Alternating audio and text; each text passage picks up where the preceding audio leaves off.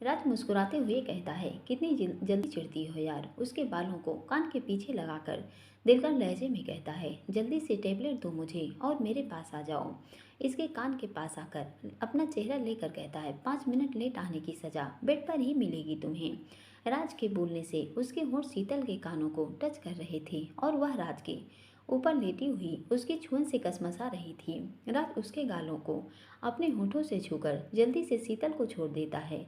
शीतल झट से उठकर राज को मेडिसिन और दूध देती है। दोनों अपना दूध पीकर फ्री होते हैं। शीतल जैसे ही कमरे की लाइट ऑफ करती है, राज उसका हाथ पकड़कर कहता है, सोना अपनी साइड की सीलिंग लाइट चालू रखना। शीतल सारी लाइट ऑफ करके राज के पास आकर सो जाती है कि राज उसके पास आकर अपना चेहरा शीतल के गर्दन से छुआकर शरारत से कहता है, सोना तुम्हारी 5 मिनट की सजा यह है कि आज प्यार की शुरुआत तुम्हारी तरफ से होगी। मेरी टी शर्ट उतारो अपने हाथों से और मुझे प्यार करो।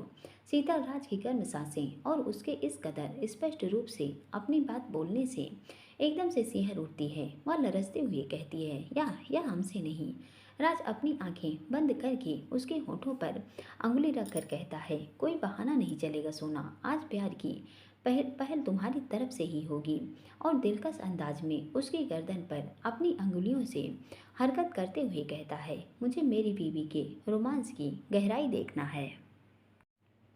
सोना जितना कंफर्टेबल हो उतना ही करो और अपने हिसाब से, लेकिन आज शुरुआत तुम्हारी तरफ से ही होगी। राज की बातों से ही शीतल की जान अटक जाती है और उसका दिल बुलेट ट्रेन से भी तेज धड़कने लगता है।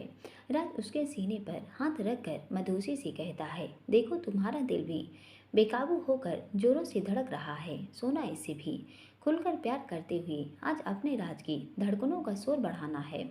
इतना कहकर शीतल से अलग हो जाता है और अपना चेहरा शीतल की तरफ करके उसे एकटक देखता है और थोड़ी देर बाद कहता है, सोना आई एम वेटिंग। शीतल राज की नज़रें अपने ऊपर महसूस कर रही थी। वह लरजते हुए कहती है, आप नहीं मानेंगे क्या। राज थोड़ी देर तक शांत होकर शीतल को देखता है, फिर हल्की स्माइल से कहता है, तुम्हारा प्यार हूँ सोना और पति भी, फिर भी इतनी जेटिलेशन हो रही हो। इट्स ओके, चलो लाइट ऑफ करो और आराम से सो जाओ। इतना कहकर उसके माथे को अपने होठों से छूकर कहता है, जब तक तुम इस रिश्ते में कंफर्टेबल नहीं हो जाती, अब शरारतें भी नहीं करूँगा तुम्हारे साथ। ओके गुड नाइट, सो जाओ। इतना कहकर अपने पिलो पर रखता है। शीतल अपने एक हाथ से राज की टी शर्ट को कसकर पकड़ लेती है। राज टी शर्ट के हाथ से अपनी टी शर्ट छुड़ाते हुए गंभीर स्वर में कहता है, तुमने कहा था ना, प्यार जबरदस्ती नहीं कराया जाता।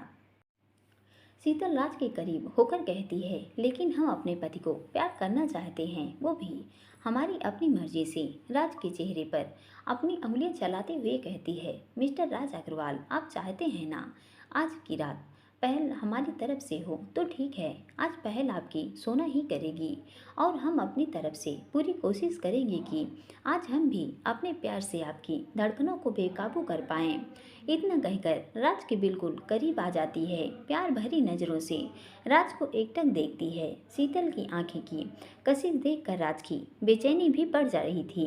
शीतल राज की टी शर्ट उतार कर साइड में डाल देती है और अपने मक्खन जैसे नरम हाथों को जैसे ही राज के सीने पर रखती है, उसे राज की बढ़ी हुई धड़कनों का सुर सुनाई पड़ता है। वह अपनी नशीली आंखों से राज को देखती है और धीरे धीरे राज के ऊपर झुकते हुए उसके सीने को चूमने लगती है। राज की आंखें शीतल के होठों के स्पर्श से ही बंद होने लगती हैं।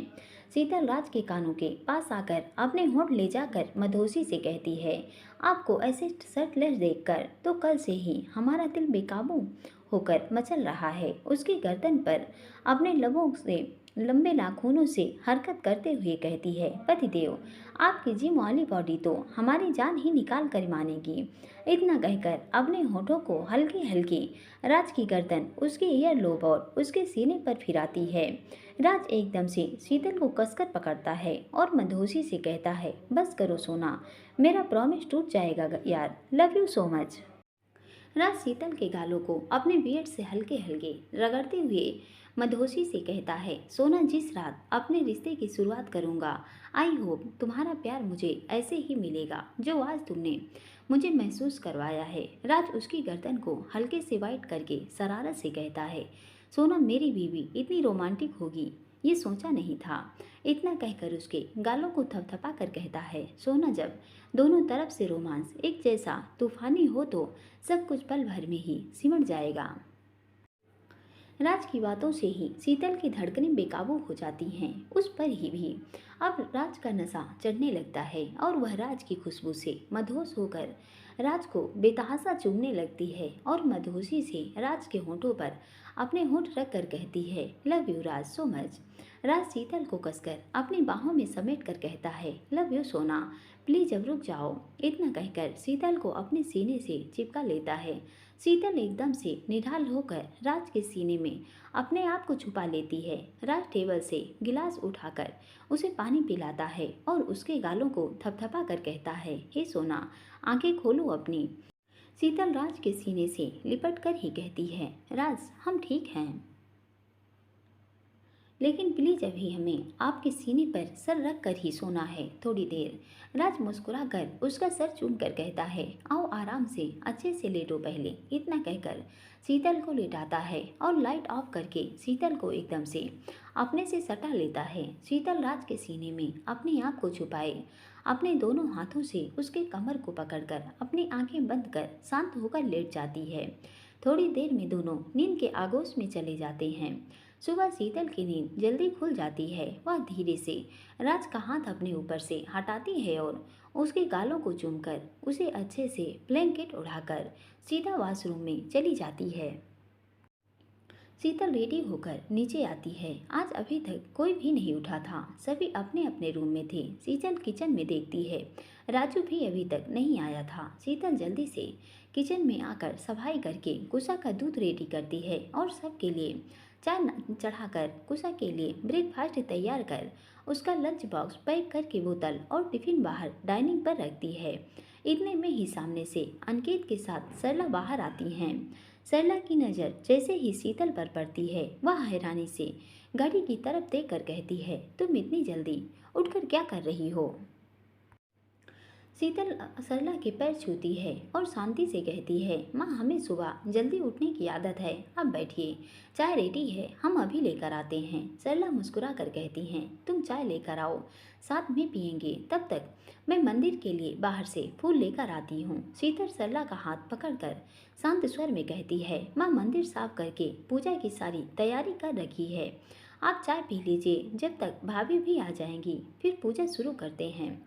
सरला मुस्कुराते हुए अंकित की तरफ देखती हैं जो सोफे पर बैठे न्यूज़पेपर रीड कर रहे थे, पर उनका पूरा ध्यान सास बहू की बातों पर था।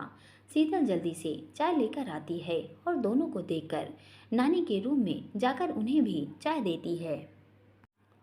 इतने में ही नीलिमा नीचे आकर सरला के पैर छूते हुए कहती है, सॉरी मम्मा थोड़ा लेट हो गया आज। सरला नीलिमा का हाथ पकड़कर कहती है, कोई बात नहीं बेटा, कुसा को रेडी कर दिया।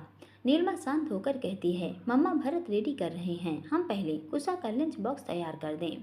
सरला डाइनिंग की ओर इशारा करके हल्की स्माइल के साथ कहती है, सामने देखो कुसा का बोतल टिफिन शीतल ने रेडी कर दिया है, वह अम्मा के रूम में गई है, उसके आते ही दोनों चाय पियो फिर आरती शुरू करते हैं। नीलिमा मुस्कुरा कर कहती है, जी मम्मा। थोड़ी देर में तीनों सास बहू पूजा करती हैं। कुसा नीचे आकर रोते हुए कहती है, मम्मा देखिए ना पापा ने कैसी चोटी बनाई है। नीलिमा कुसा को देखकर गुस्से से कहती है, इसमें रोने की क्या बात है कुसा, आज सुबह से उठकर रो ही रही हो, पहले अपना दूध पियो फिर मैं चोटी करूँगी। शीतल कुसा को रोते देखकर उसका दूध लेकर उसकी उंगली पकड़ती है और बाहर डाइनिंग पर ले जाती है और उसे दूध पिलाकर थोड़ा सा ब्रेकफास्ट कराती है। कुसा रोते हुए कहती है, चाची पापा ने छोटी बहुत टाइट छोटी चोटी बनाई है, बाल खींच रहे हैं हमारे। शीतल जल्दी से कुसा के बालों से रबड़ बैंड निकाल कर कहती है, रोना बंद करो और चलो हमारे साथ, आपकी चोटी आज हम बनाते हैं। इतना कहकर कुसा को अपने रूम में लेकर जाती है। भरत नीलिमा से चाय का कप लेकर गुस्से से कहता है, नीलू इसका बात बात पर रोना पसंद नहीं है, मुझे समझा देना, अगर सुबह उठकर इसने रोना शुरू किया तो सीधा थप्पड़ पड़ेगा। अंकित भरत को देखकर कहते हैं, भरत यह क्या तरीका है नीलू से बात करने का? प्रिंसेस अभी बच्ची है, बड़ी होकर सब संभल जाएगी। और देखो शीतल के साथ कितने आराम से गई है। भरत शांत होकर कहता है, पापा आपने और राज ने ही कुछ ज़्यादा सर पर चढ़ा रखा है इसे। अब शीतल भी आपकी टीम में शामिल हो गई है। सरला हल्की नाराजगी से कहती हैं, भरत गुस्सा को घर वाले ही प्यार करेंगे ना, तुम अपने गुस्से पर कंट्रोल रखो, ज़्यादा चिल्लाया मत करो उस पर। भरत सबको एक नज़र देखता है और गंभीर होकर कहता है, ठीक है नहीं डांटूंगा, प्रिंसेस है आपकी, खूब सर पर चढ़ाओ उसे। इधर शीतल कुसा को लेकर अपने रूम में आती है और उसे काउच पर बिठाकर उसकी चोटी बनाती है। कमरे में लाइट होने से राज की नींद खुल जाती है। वह करवट लेकर सामने की ओर देखता है। कुसा की नज़र जैसे ही राज पर पड़ती है, वह जल्दी से काउच से उठकर राज के ऊपर चढ़कर कहती है, गुड मॉर्निंग हैंडसम। राज कुसा के गालों को किस करके कहता है, गुड मॉर्निंग डॉल। कुसा अपनी आंखें मटका कर कहती है, हम आपकी प्रिंसेस हैं, समझे? डॉल हम अपनी चाची की हैं। राज शीतल को देखता है जो काउच पर बैठकर मुस्कुरा रही थी। शीतल जल्दी से उठकर बेड पर बैठती है और कुसा का हाथ पकड़कर कहती है, डॉल जल्दी से चोटी बनवाइए, स्कूल का टाइम हो रहा है, पापा गुस्सा करेंगे। भरत के नाम से ही कुसा जल्दी से राज के ऊपर से उठकर शीतल के पास आ जाती है। शीतल उसकी फटाफट चोटी बनाती है। कुसा राज के गाल पर किस करती है और शीतल से कहती है, चाची आप भी चाचू को मॉर्निंग किस दीजिए, फिर हमारे साथ नीचे चलिए। राज मुस्कुराकर शीतल को देखता है।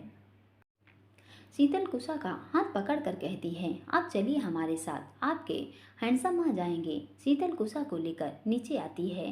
राज अपने रूम में रेडी हो रहा था। वह बाहर आकर ऊपर से ही कहता है, सोना ऊपर आकर ड्रेसिंग में हेल्प करो मेरी। नीलमा मुस्कुराते हुए कहती है, जाओ शीतल। शीतल मुस्कुराकर नीलमा को देखती है और ऊपर चली जाती है। लगभग 10 बजे के करीब दीवान जी देव निशांत कृष्णा के साथ अग्रवाल हाउस आते हैं। सब हॉल में ब्रेकफास्ट करके बैठे थे। राज सबको एक साथ देखकर हैरान हो जाता है। सभी एक दूसरे से मिलते हैं और देवराज के पास आकर बैठ जाता है। इतने में ही रागिनी और अर्जुन जी भी आ जाते हैं। नीलमा शीतल सबके लिए चाय नाश्ता लगाती हैं। शीतल देव को देखती है जो इशारे से उससे बातें करता है। थोड़ी देर सभी इधर उधर की बातें करते हैं। अनकेत देव और दीवान जी की तरफ देखते हैं। दीवान जी देव को देखकर आंखों के इशारे से कुछ कहते हैं। देव अपनी पलकें झुकाकर हाँ करता है। राज सबको इशारे में बात करते हुए देखकर कहता है, पापा आप सब कुछ कहना चाहते हैं क्या? अंकल और जीजू को भी आपने बुलाया है, कोई सीरियस बात है क्या? अंकित गंभीर स्वर में कहते हैं, राज मैं आज कुछ जरूरी बातें अपने सभी बच्चों को बताना चाहता हूँ। भरत माँ को बुला कर लाओ। भरत नानी को बुला कर लाता है। सरला अपनी माँ का हाथ पकड़कर अपने पास बिठाती हैं। अनकेत सबको एक नज़र देखता है और नीलमा शीतल को देखकर कहता है, नीलू शीतल तुम भी बैठो। निशांत जल्दी से राज के पास से खड़ा होकर कहता है, भाभी आप भाई के पास बैठिए। शीतल सबकी ओर नज़र उठाकर देखती है और अनकेत गंभीर स्वर में कहते हैं, शीतल राज के पास बैठो, तुम्हारी ज़रूरत है उसे। राज असमंजस से अनकेत की ओर देखता है और गंभीर होकर कहता है, पापा क्या बात है, प्लीज। अनकेत राज को हाथ के इशारे से रोक कर कहते हैं, राज एक बात ध्यान रखना, जो भी हम तुम्हें बताने जा रहे हैं उसका स्ट्रेस ज़्यादा मत लेना। इतने दिनों तक तुम्हें नहीं बताया, लेकिन अब तुम्हारे लिए सब जानना ज़रूरी है। देव पहले राज को सारे वीडियो दिखाओ। भरत देव का मोबाइल टीवी से कनेक्ट करो। राज देव की ओर देखता है। देव अपना मोबाइल निकालकर भरत को देता है। भरत मोबाइल लेकर टीवी से कनेक्ट करता है। सभी की नज़रें सामने की वॉल पर पड़ती हैं। शीतल कस कर राज का हाथ पकड़ लेती है। राज शीतल को देखता है जिसकी आंखों में नमी थी। इतने में ही उसे अनीता की आवाज़ सुनाई देती है और वह हैरानी से सामने देखता है। अनीता वीडियो में जोर से हंसते हुए कहती है, आंटी आप चिंता मत करिए, राज का बाप हमारा कुछ नहीं बिगाड़ सकता। राज मेरे प्यार में पूरी तरह पागल हो चुका है, पर उसे यह नहीं पता कि यह प्यार उसकी ज़िंदगी पूरी तरह बर्बाद कर देगा।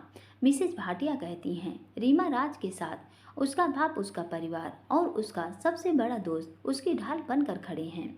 अनीता हंसते हुए कहती है, आंटी कोई कितना भी राज के साथ खड़ा रहे, लेकिन यह मेरा कुछ नहीं बिगाड़ सकते।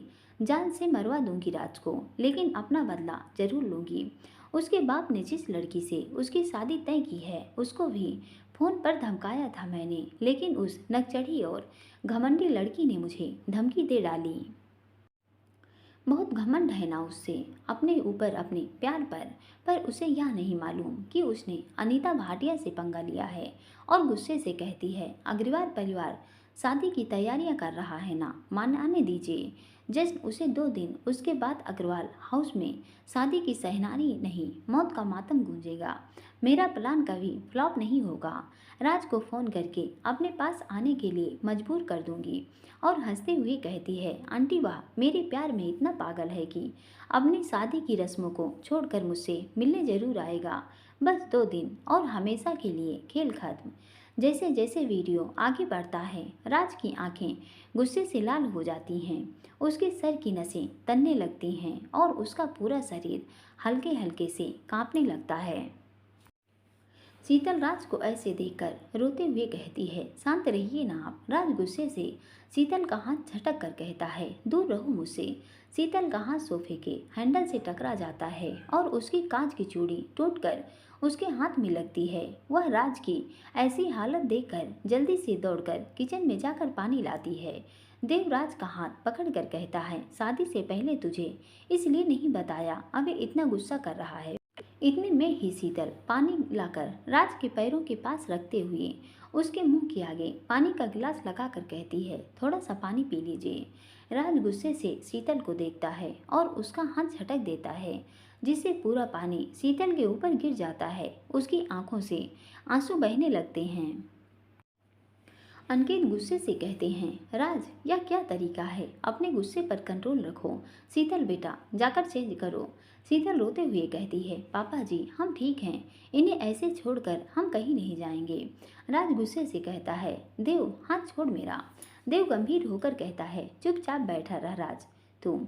दीवान जी राज को देखकर कहते हैं, राज गुस्से से काम नहीं चलता, अपने दिमाग पर ज़्यादा जोर मत दो, अभी बहुत सी चीज़ें ऐसी हैं जिसे तुम सब बच्चों को जानना जरूरी है। यह हमारे परिवार के विरुद्ध सोची समझी साजिश रची थी। राज हैरानी से सबको देखकर गंभीर होते हुए कहता है, अंकल आप कहना क्या चाहते हैं। देवराज का हाथ कसकर पकड़कर कहता है, राज अनीता मिस्टर भाटिया की सगी भतीजी है, उसने तेरे साथ सिर्फ प्यार का नाटक किया। वो यहाँ किसी कॉलेज में नहीं पढ़ती थी, उसका असली नाम रीमा है। निशु ने उसके दोस्त के जरिए पूरी जानकारी कॉलेज में जाकर पता करवाई थी। देव सारी बातें राज को बताता है। देव शांत होकर कहता है, राज शीतल को हम सभी ने सगाई के दूसरे दिन ही सब कुछ बता दिया था। राज गुस्से से शीतल को देखता है, जो नीलिमा और रागिनी के पास बैठकर लगातार रोए जा रही थी। राज थोड़ा सख्त होकर कहता है, देव इसका नंबर अनीता के पास कहाँ से आया। राज की बात सुनकर अंकित की नज़रें नानी की तरफ उठती हैं। नानी सबको एक नज़र देकर कहती है, राज बेटा मुझे माफ़ कर दो, मुझे नहीं पता था यह लड़की इतनी खतरनाक है। मैंने ही शीतल का नंबर उसे दिया था। मैं तेरी शादी शीतल से नहीं अनीता से करवाना चाहती थी। अलवर में तेरे मामा मामी के घर यह बहुत आती थी, तभी से इसका स्टेटस और खूबसूरती देखकर मेरा मन इसे तेरी दुल्हन बनते देखना चाहता था। सरला माफ़ कर दे मुझे। सरला गुस्से से खड़ी होकर कहती है, माँ आपकी हिम्मत कैसे हुई मेरे बच्चे की जिंदगी के साथ खिलवाड़ करने की। अंकित गुस्से से कहते हैं, सरला जबान संभाल कर बात करो, यह माँ है तुम्हारे। सरला रोते हुए कहती है, यदि राज को कुछ हो जाता तो क्या करते हम, बताइए आप कर सकते थे इन्हें माफ। अंकित गंभीरता से कहते हैं, सरला कुछ नहीं हुआ तुम्हारे राज को। शीतल को देखते हुए इस बच्ची का भाग जिस दिन तुम्हारे बेटे से जुड़ा था ना, मैं उस दिन से ही निश्चित था। मुझे इस बच्ची के विश्वास पर पूरा यकीन था। देख लो तुम्हारा राज तुम्हारे सामने सही सलामत है। राज को मौत के मुंह से खींच कर ले आई तुम्हारी बहू। शीतल अपने मुंह पर हाथ रखकर तेजी से रो देती है। अर्जुन जी गंभीर होकर कहते हैं, नीलू भाभी शीतल को लेकर जाइए यहाँ से, इसकी तबीयत बिगड़ जाएगी। अंकित गंभीर होकर कहते हैं, राघु अपनी भाभी को पानी पिलाओ। शीतल बेटा रोना बंद करो बच्चे, तुम्हें अभी बहुत सी बातें जानना जरूरी है, हिम्मत रखो और राज के पास जाकर बैठो। राज शीतल को ऐसे रोते देखकर बेचैन होने लगता है। देवराज की नज़रों का पीछा करके कहता है, जब इतनी तकलीफ हो रही है तो क्यों इतना रूडली बिहेव किया? हम सब ने मना किया था उसे कुछ भी बताने को। जा आप उसके पास जाकर बैठ। इतने में ही भरत की नज़र शीतल के हाथ पर पड़ती है और शीतल के हाथ में चूड़ी का कट लगने से खून गिर रहा था, उसकी साड़ी पर गिर रहा था और उसकी गुलाबी साड़ी खून से सन रही थी। वह जोर से कहते हैं, नीलू जल्दी से शीतल का हाथ देखो। भरत के बोलते ही राज एकदम से शीतल के हाथ की तरफ देखता है। सबकी निगाहें भी शीतल की ओर उठती हैं। जैसे ही राज को खून दिखाई देता है वह जल्दी से भागकर शीतल का हाथ पकड़ता है और देखता है शीतल के हाथ में अभी भी उसकी चूड़ी का कांच अटका हुआ था और वहां से धीरे धीरे खून रिस रहा था। देव परेशान होकर कहता है, राज जल्दी कर, इसे हॉस्पिटल लेकर चलते हैं। राजदेव का हाथ पकड़कर कहता है, रुक जा भाभी प्लीज, मेरे रूम से फर्स्ट एड बॉक्स लेकर लाइए जल्दी। नीलिमा दौड़कर राज के रूम से फर्स्ट एड किट लेकर आती है। राज शीतल की कलाई से फोर्स से खींचकर कांच का टुकड़ा निकालता है। शीतल की दर्द के मारे आंखें बंद हो जाती हैं। राज की नजरें एक बार फिर शीतल के चेहरे की तरफ नहीं उठती। शीतल को दर्द में तड़पते देखकर उसका दिल बेचैन होने लगता है। वह जल्दी से अपने ड्रेसिंग के सामान से देव की हेल्प से शीतल के हाथ की ड्रेसिंग करता है और बिना उसकी तरफ देखे सामने सोफे पर आकर बैठ जाता है। शीतल की हिसकी अभी भी चालू थी। नीलिमा उसे टेबलेट देकर कहती है, शीतल यहाँ पेन किलर खा लो, इससे तुम्हें दर्द नहीं होगा। शीतल सिसकते हुए कहती है, भाभी हम ठीक हैं। राज जोर से गुस्से में कहता है, तुमसे पूछा नहीं भाभी ने, चुपचाप टैबलेट खाओ। भरत सख्त होकर कहता है, राज बिहेव योर सेल्फ। राज एक नज़र शीतल पर डालता है और नीलिमा से, भाभी इसकी साड़ी चेंज करवा दीजिए। शीतल रोते हुए राज को देखती है और चुपचाप नीलिमा के साथ अपने कमरे में आ जाती है।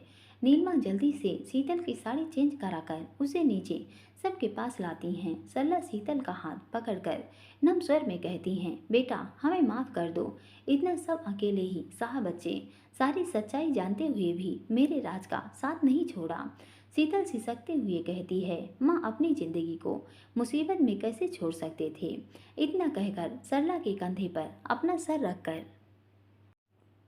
लेती है। सरला भावुक होकर, राज तूने पिछले जन्म में कुछ जरूर पुण्य कर्म किए हैं बेटा, जो तुझे इतना प्यारा जीवन साथी मिला, हमेशा इसे सहेज कर रखना। भरत राज को देखकर गुस्से से कहता है, मम्मा किसे बोल रही हैं, देखा नहीं आपने अभी इसका बिहेव। राज शीतल पर एक नज़र डालता है और नम स्वर में कहता है, भाई मेरा गुस्सा जायज़ है, मैंने तो अपने जीवन की नई शुरुआत करने से पहले सबके सामने इससे अपना पास्ट शेयर किया। जब सब बातें मैंने इसे बताई तो सोना ने मुझे क्यों नहीं बताया। इसके चेहरे की परेशानी देखकर मैंने कई बार इससे पूछा था, लेकिन इसने और आप सब ने मुझे इतना कमज़ोर समझ लिया कि विश्वास ही नहीं किया मुझ पर। शीतल को देखकर कहता है, यह तो मुझसे प्यार करती थी ना, इसे भी मुझ पर विश्वास नहीं था। देव तू भी। शीतल राज की तरफ अपनी नजरें उठाकर देखती है और सिसकते हुए सरला के गले लग जाती है। देव व्याकुल होकर कहता है, राज तेरे गुस्से से डर लगता था यार, शादी में भी कुछ ही दिन बाकी थे, सब सही चल रहा था यार, लेकिन मेरी एक जरा सी चूक के कारण वह लड़की अपने मकसद में कामयाब हो गई और मेरी वजह से तेरी और शीतल की शादी। अनकेत गंभीर लहजे में कहते हैं, देव बच्चों जैसी बातें बंद करो तुम दोनों। राज अनीता ने हमारे घर से पुराना बदला लेने के लिए तुम्हें टारगेट बनाया। राज हैरानी से अनकेत को देखकर कहते हैं, पुराना बदला मतलब क्या है पापा? अनकेत दीवान जी की तरफ देखते हैं और दीवान जी गंभीर रूप में कहते हैं, अन्नी आज हमारे परिवार का हर सदस्य यहाँ मौजूद है, आज बच्चों को सारी बातें बताओ। अनकेत सबको देखकर कहते हैं, राज अनीता के पापा ने तुम्हारी बुआ के साथ भी प्यार का नाटक किया था, वह तुम्हारे दादाजी की कंपनी में मैनेजर था। तुम्हारी बुआ कभी कभी हमारी कंपनी आती थी और दोनों में मेल मिलाप हो गया। उस समय वह रीजनल कॉलेज से पीजी कर रही थी। अनीता के बाप ने तुम्हारी बुआ को भी अपने प्यार के झूठे चंगुल में फंसा लिया, लेकिन वह पागल उसी जी जान से प्यार कर बैठी। भातिया ने तुम्हारी बुआ के साथ शादी के पहले ही फिजिकल रिलेशन बना लिया है, जिसका परिणाम यह निकला कि तुम्हारी बुआ शादी से पहले ही प्रेग्नेंट हो गई। और जब उसने सब कुछ उस भाटिया को बताया तो वह उसे ब्लैकमेल करने लग गया। कंचन के आगे उसने ऐसी शर्त रखी कि वह उससे शादी तभी करेगा जब कंचन बाबूजी से प्रॉपर्टी के सारे पेपर उसके नाम करवा देगी। कंचन घर आकर बहुत रोई।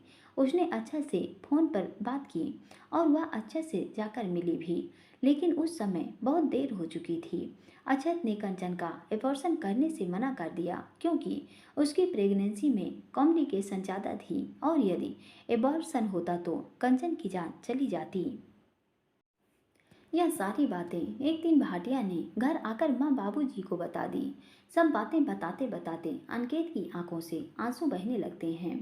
सरला दौड़कर अनिकेत के पास जाती हैं और उसका हाथ थाम कर कहती हैं, मैं इसलिए मना करती थी आपसे। आप कंचन को याद करके आज भी दुखी हो जाती हो। मैंने आपको और दीनू भाई साहब को हर राखी पर अपने पर्स में रखी उसकी फोटो निकालकर घंटों उससे बातें करते हुए और रोते हुए देखा है। अनके सरला का हाथ थाम कर नम स्वर में कहते हैं, सरला आज मत रोको, बहने दो आंसू। मुझे विश्वास है आज कंचन जहाँ भी होगी खुश होगी। हॉल में बैठे हर सदस्य की आंखों से आंसू बह रहे थे। राज, भरत, अनिकेत और दीवान जी को ऐसे बेचैन देखकर उनके पास आते हैं और नीचे बैठकर उनका हाथ थाम लेते हैं। अनिकेत नम स्वर में कहते हैं, बेटा तुम्हारे दादा दादी भाटिया की बातें सुनकर अवाक रह गए थे। जब कंचन हॉस्पिटल से अच्छा से मिलकर घर वापस आई तो उसने भाटिया को घर से जाते वक्त देख लिया था। भाटिया तुम्हारे दादा दादी को धमकी देकर गया था कि उसने यदि प्रॉपर्टी उनके नाम नहीं करी तो वह उनकी बेटी की हकीकत पूरी कंपनी और समाज के लोगों के बीच लाकर रखेगा। कंचन और उसके कई फोटो उसके माँ और बाबूजी को भी बताए थे। उस समय में और दिनों तुम सब बच्चों के साथ एक महीने के टूर पर कश्मीर गए थे और बाबूजी से बात होती थी, पर उस समय मोबाइल जैसी सुविधाएं नहीं थी बच्चे। अंकित नम स्वर में कहते हैं, बच्चों एक दिन घर के लैंडलाइन पर मैंने फ़ोन किया तो माँ ने उठाकर रोते हुए मुझे सारी सच्चाई बताई। मैं और दीनू तुरंत सबके साथ दुगने पैसे देकर जल्दी से अजमेर पहुँचे। घर आकर देखा तो बाबूजी की तबीयत बहुत खराब थी। उन्हें गहरा सदमा लगा था। 2 दिन में ही उनकी ब्रेन हेमरेज से अनिकेत दीवान जी की आंखों से आंसू गिरने लगते हैं। रात जल्दी से उठकर अनिकेत को कसकर अपने गले लगा लेता है।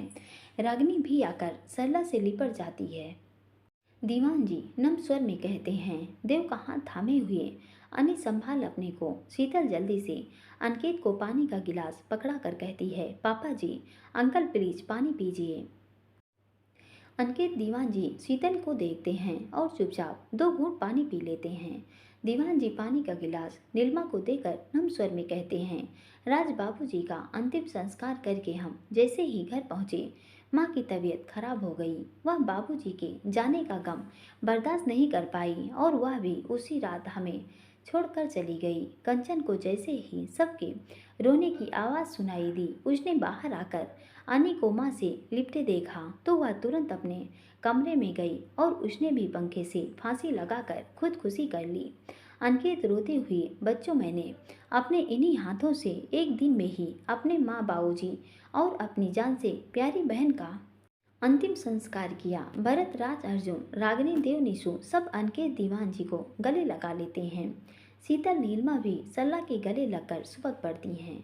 राज रोते हुए कहता है, पापा इतना सब अकेले बर्दाश्त किया और इतना दुख उठाया, लेकिन आज तक कभी आपने अपने बच्चे को जरा सी भी भनक नहीं लगने दी। और भरत को देखकर गुस्से से कहते हैं, भाई भाटिया और अनीता को अब कोई नहीं बचा सकता। इनके किए की सजा इन्हें जरूर मिलेगी। अनिकेत राज का हाथ पकड़कर कहता है, राज भाटिया और उसका पूरा परिवार जेल में है और अनीता के बाप को झूठे पेपर और कंपनी में जालसाजी करने के आरोप में और कंचन और बाबूजी को मेंटली टॉर्चर करने के मामले में जेल की सलाखों के पीछे डाल दिया था। उसने 2 महीने बाद जेल में खुदकुशी कर ली थी। वह शादीशुदा था और अपनी पत्नी और बेटी से अलग रहता था, लेकिन उसने यह बात कभी कंचन को नहीं बताई। उसकी मौत के बाद जब उसकी पत्नी अपनी बेटी को लेकर बिहाटिया से मिलने पहुंची, तब हमें सारी सच्चाई पता लगी। अनिकेत राज को देकर कहते हैं, बेटा इसलिए मैं हमेशा लव मैरिज के खिलाफ रहा।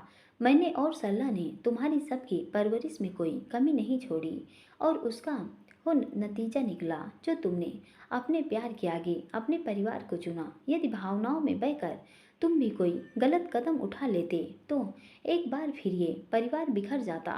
दीवान जी गंभीर स्वर में कहते हैं, बच्चों कुछ दिनों बाद न्यूज़पेपर में पढ़ा कि भाटिया की पत्नी ने अपनी जान गंवा दी और भाटिया का छोटा भाई और उसकी पत्नी उस बच्ची को लेकर हमेशा के लिए यह शहर छोड़कर चले गए। लेकिन इस लड़की ने आकर एक बार फिर मेरी नींव पर वार किया। शीतल को देखकर कहते हैं, पर इस बच्चे की किस्मत और विश्वास ने मेरे परिवार को बचा लिया, नहीं तो आज हम एक बार फिर अपना सब कुछ। इतना बोलते ही उनका गला ढूंढने लगता है। भरत अनिकेत का हाथ पकड़कर कहते हैं, पापा प्लीज शांत रहिए अब। नीलू जल्दी से सबके लिए कॉफी बनाओ। राज गुस्से से कहता है, देव अनीता किस जेल में है?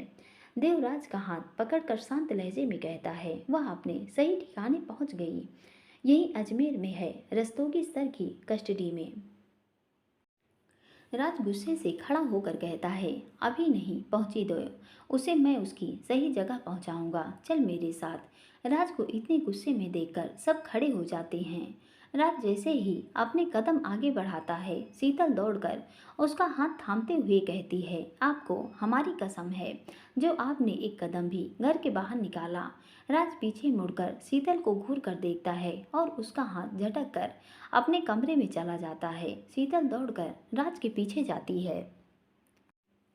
राज गुस्से से सीधा अपने रूम में आता है और जैसे ही रिमोट से रूम लॉक करने को होता है कि शीतल झट से कमरे में आ जाती है। राज गुस्से से एक नज़र शीतल पर डालता है और रिमोट बेड पर फेंककर अपनी अलमीरा खोलकर सिगरेट निकालता है और बालकनी की तरफ जैसे ही अपने कदम बढ़ाता है, शीतल बालकनी का दरवाज़ा बंद कर उसके आगे खड़ी हो जाती है। राज शीतल को कंधे से पकड़कर गुस्से से कहता है, हटो यहाँ से। शीतल राज को देखकर उसका हाथ पकड़कर कहती है, नहीं हटेंगे, हर बार आपकी मनमानी नहीं चलेगी, कभी तो अपनी पत्नी का कहना मानना सीखो। राज शीतल को गहरी नजरों से देखकर व्यंग्यात्मक लहजे में कहता है, पत्नी हो न मेरी तो फिर इतनी बड़ी बात मुझसे आज तक क्यों छुपाई, क्यों नहीं बताया मुझे सारा सच। शीतल राज को एकटक देखती है और उसके सीने से लगकर राज को कसकर पकड़ते हुए नम स्वर में कहती है, बताना चाहते थे आपको, विश्वास कीजिए हमारा, हम आपसे झूठ नहीं बोलेंगे। हमारे चेहरे की परेशानी देखकर जब आपने हमसे पूछा था तब उसी पल आपको सब सच बताना चाहते थे, पर मजबूर थे। पापा जी, जीजू भैया सभी ने मना किया था। सबको आपके गुस्से से डर लगता था। शादी में बहुत कम दिन बचे थे, यदि आप गुस्से में कुछ गलत कदम। राज शीतल को अपने से अलग करके गंभीर लहजे में कहता है, किसी को भी भरोसा नहीं था मुझ पर, उसमें तुम भी शामिल हो। तुम सबको यही लगा गुस्से में कुछ गलत करूँगा, लेकिन किसी ने यह नहीं सोचा कि एक बार विश्वास करके सब बता दें। यदि मुझे थोड़ा सा भी हिंट दिया होता तो आज मेरे साथ यह दुर्घटना नहीं होती। हमारी भी शादी तय तारीख पर बिना किसी रुकावट के अच्छे से होती। राज की कही बातें सुनकर शीतल निशब्द हो जाती है। राज शीतल पर एक नज़र डालता है और काउच पर आकर बैठते हुए अपनी सिगरेट जलाकर अपने मुंह में रखता है। शीतल जल्दी से राज के पास आकर उसके मुंह से सिगरेट निकालने के लिए जैसे ही अपने हाथ बढ़ाती है, राज उसका हाथ पकड़कर सख्त होकर कहता है, छूना भी मत इसे, नीचे जाओ, सब तुम्हारे अपने तुम्हारा पेट कर रहे होंगे, उनके पास मिलकर आगे की प्लानिंग करो। मैं तो वैसे भी अब किसी के सामने नजरें उठाने के काबिल नहीं रहा। शीतल राज की बात सुनकर अपने मुंह पर हाथ रखकर रोने लगती है। शीतल को ऐसे रोते देखकर एक बार फिर राज बेचैन होने लगता है। वह शीतल पर नजर डालकर स्मोक करते हुए शांत लहजे में कहता है, रोकर अपनी तबीयत खराब मत करो, या नहीं तो तुम्हारे अपने उसका भी दोष मेरे ऊपर लगाएंगे। शीतल रोते हुए राज की तरफ देखती है और सुबकते हुए कहती है, यह क्या आपने तुम्हारे अपने लगा रखा है। और राज का हाथ पकड़कर, वो सब हमारे अपने हैं राज, प्लीज समझने की कोशिश करिए। अभी पापा जी को आपके साथ ही बहुत ज़रूरत है, आप कैसे उन्हें अकेला छोड़ सकते हैं। राज गुस्से से कहता है, मैंने कहा किसी को अकेला छोड़ा, सबने मुझे ही अकेला कर दिया, किसी ने मुझ पर विश्वास ही नहीं किया। सोना, मुझे शर्मिंदगी महसूस हो रही है कि पापा ने इतना सब कुछ अकेले बर्दाश्त किया और मैं उनके लिए कुछ भी नहीं कर पाया। मेरे कारण आज सब कुछ एक बार फिर बर्बाद हो गया। शीतल राज के चेहरे को अपने हाथों में भरकर नम स्वर में कहती है, क्यों इसे पीकर अपने आप को जला रहे हैं। मानते हैं हमसे गलती हुई है, विश्वास तोड़ा है आपका, हमें सब कुछ बताना था आपको, पर नहीं बता पाए। हम पर गुस्सा करिए, हमें डांटिए, चाहे तो थप्पड़ लगा दीजिए, पर प्लीज इसे पीकर अपने आप को तकलीफ मत दीजिए। आपकी अभी भी दवाइयाँ चल रही हैं, इतना स्ट्रेस आपके लिए ठीक नहीं है। प्लीज हम हाथ जोड़ते हैं आपके, समझने की कोशिश करिए, मान जाइए नाराज। इतना कहकर राज के सर से अपना सर जोड़ लेती है। राज शीतल को ऐसे बेचैन देखकर अपने हाथ में पकड़ी सिगरेट बुझाता है और उसे टेबल पर रखकर चुपचाप अपना सर पीछे काउच से लगा लेता है। नीचे हॉल में बैठे सभी पारिवारिक सदस्य राज के ऐसे गुस्से में ऊपर जाने से परेशान हो रहे थे। सरला अनिकेत का हाथ पकड़कर कहती हैं, देखिए ना, उसे जाकर उसके दिल पर बहुत गहरी चोट लगी है, कहीं वो कुछ। अनिकेत सरला को देखकर गंभीर लहजे में कहते हैं, वो कुछ नहीं करेगा, विश्वास है मुझे अपने बेटे पर। मानता हूँ गुस्सा तेज है उसका, पर इतना कमज़ोर नहीं है वह, और किसी को भी ऊपर जाने की ज़रूरत नहीं है। उसकी पत्नी है उसके साथ, वह सब संभाल लेगी। भरत हल्की नाराजगी से कहता है, पापा देखा था ना आपने अभी कैसे बात करी उसने शीतल से। उस बच्ची को आए अभी घर में 2 दिन हुए हैं और उसे इतना सब झेलना पड़ रहा है। पहले राज का एक्सीडेंट, हॉस्पिटल, और अब राज का बिहेव, उसके हाथ में उसकी वजह से चोट भी लग गई है। लेकिन उस बच्ची को अपनी चोट की नहीं, अभी भी उसकी ही परवाह है। दीवान जी भरत की बात सुनकर शांत लहजे में कहते हैं, भरत, इस समय राज का गुस्सा जायज है, हमने उसे उसकी लाइफ का इतना बड़ा सच छुपाया है, वह ऐसे ही रिएक्ट करेगा। और रही बात शीतल की, तो राज को जरा सी भी उम्मीद नहीं थी कि शीतल भी सारा सच जानती है। और थोड़ा रुककर, बेटा, अब वो दोनों पति पत्नी के रिश्ते में बन चुके हैं। उन दोनों का रिश्ता बहुत गहरा है, दोनों एक दूसरे को संभाल लेंगे, मुझे पूरा विश्वास है। भाभी शीतल राज को संभाल लेगी, आप देखिएगा, वहाँ थोड़ी देर में ही उसे नीचे लेकर आएगी।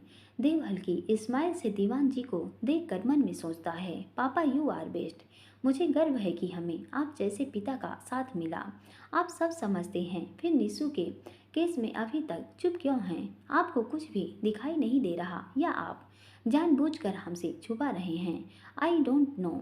बस एक बार राज सही से नीचे आ जाए, वह नॉर्मल हो जाए, उसके बाद शाम को विनोद को बुलाकर उससे बात करूंगा।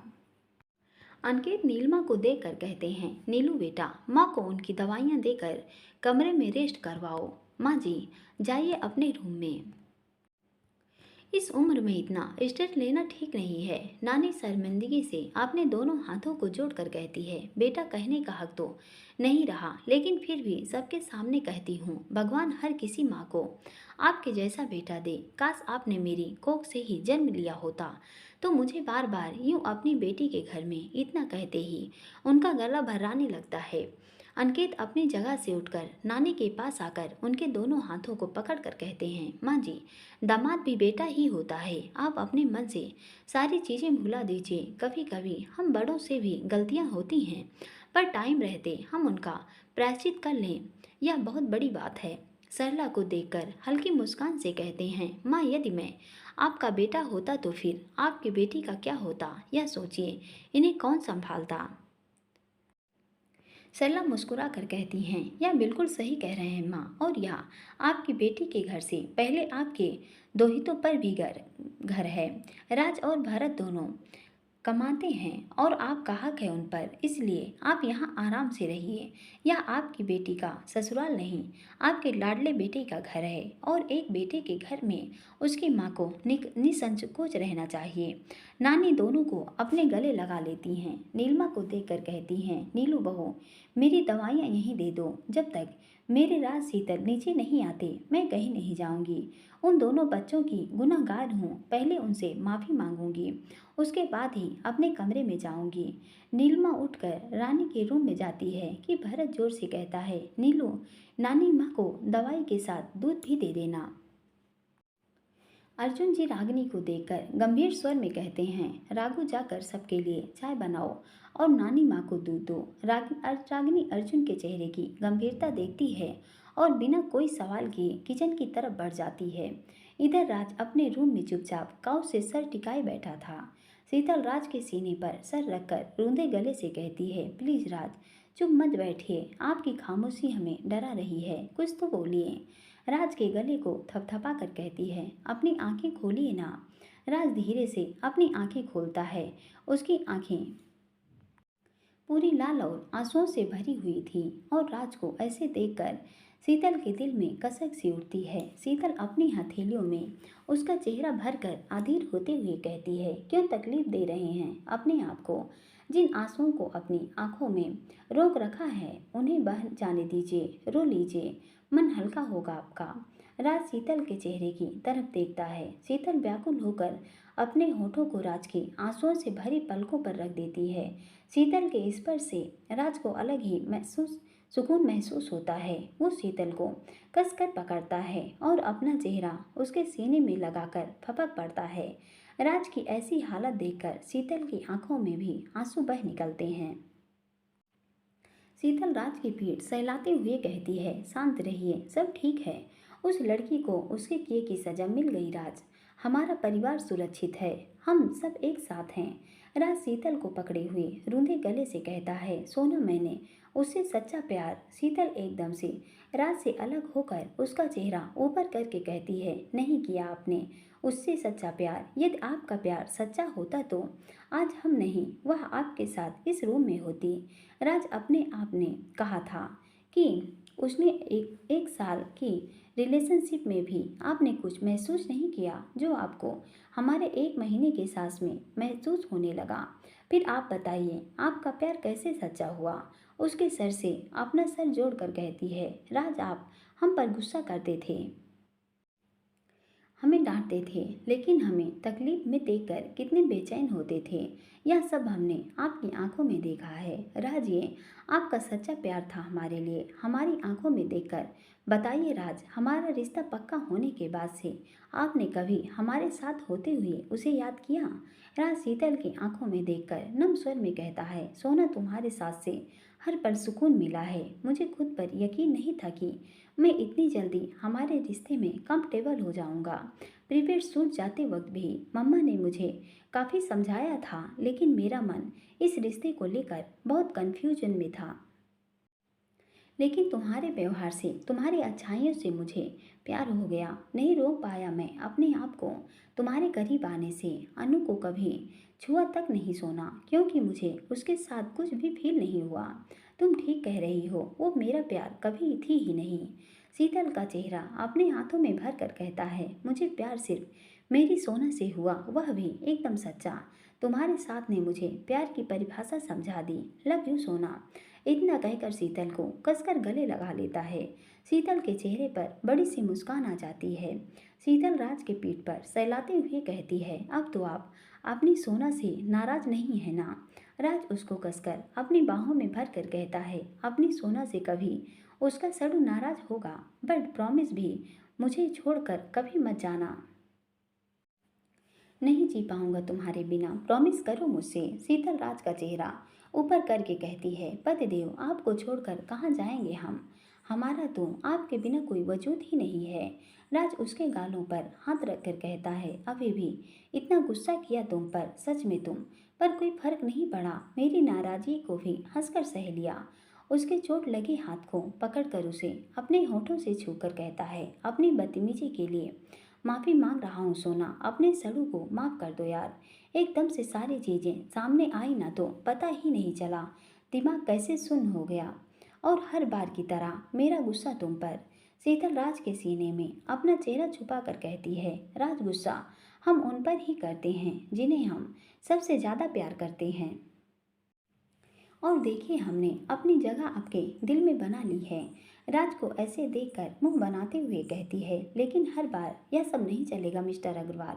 आइंदा से आपने हम पर गुस्सा किया ना तो हम आप अपने मायके चले जाएंगे।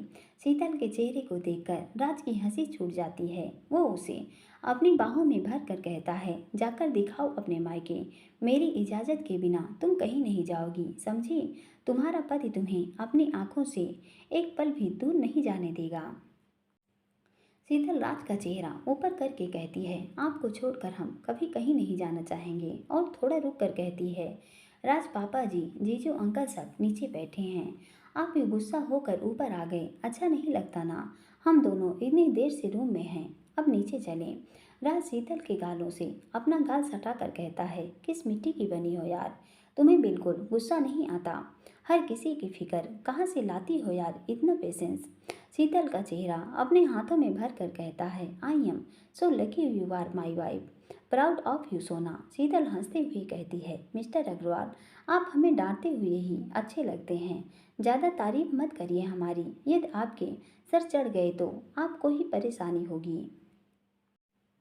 राज शीतल के गालों को अपने होंठ से छू कर कहता है, जिंदगी भर के लिए तुम्हें सर चढ़ाने को तैयार हूँ, तुम्हारा सड़ू। और आइंदा ध्यान रखना, तुम मुझे मेरी बीवी की तारीफ करने से कभी नहीं रोकोगी। शीतल हंसते हुए कहती है, समझ गए हम, अब चलिए उठिए, नीचे पापा जी के पास जाकर बैठिए।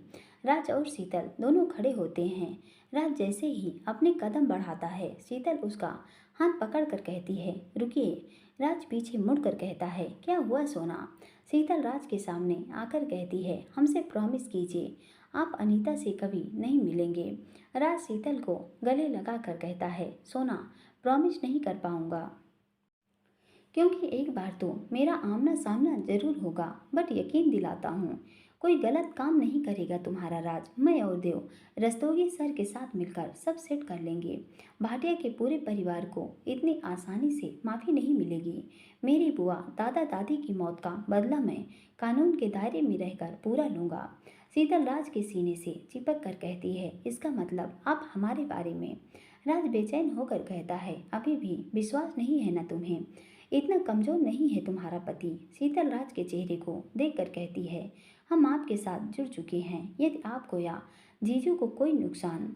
राज शीतल के होठों पर अपनी उंगली रखकर कहता है, अपनी जान को संभाल कर रखेगा तुम्हारा राज, यकीन करो दोनों का बाल भी बांका नहीं होगा, पर उन्हें इतनी आसानी से छोड़ दूं यह मुझसे नहीं होगा सोना। तुमने नीचे देखा ना, पापा और को बुआ और दादा दादी के बारे में बताने में ही कितनी तकलीफ हुई, तो सोचो उन्होंने एक दिन में ही तीनों को अपने हाथों से राज का गला रूंधने लगता है।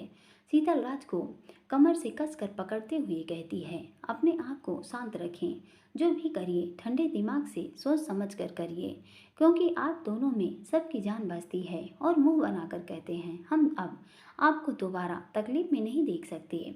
राज शीतल के माथे को अपने होठों से छू कर कहता है, प्रॉमिस सोना, तुम्हारे राज को अब कोई तकलीफ नहीं होगी। और हंसते हुए कहता है, मुझे मेरी सोना के साथ पूरी जिंदगी बितानी है यार, अभी तो ठीक से शुरुआत भी नहीं हुई है। शीतल मुस्कुराकर अपने को राज की बाहों में सुपुर्द कर देती है। राज उसका सर सहलाकर कहता है, सोना सबके पास जाना है ना। शीतल धीरे से अपनी गर्दन हिलाती है। राज शीतल के गालों को छूकर कहता है, कल से तुम स्कूल ज्वाइन करोगी, इसलिए सबके जाने के बाद मुझे सिर्फ तुम्हारे साथ ही रहना है।